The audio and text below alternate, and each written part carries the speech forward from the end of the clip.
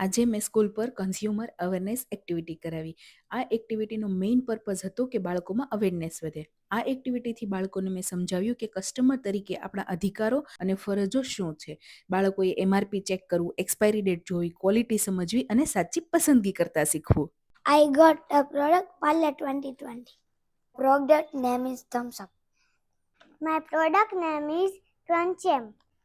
इसकी क्वांटिटी है 250 ml. Veg ही है और इसके ये वेज है. ये बनी है 16-9-2025. इसकी एक्सपायरी डेट है 15-3-2026. ये 10 रुपीज़ का है. આવી એક્ટિવિટીથી અમે બાળકોને માત્ર એજ્યુકેશન જ નહીં, પણ આ અમારા બાળકોની એક જાગૃત અને સમજદાર નાગરિક બનવા તરફની એક પહેલ છે.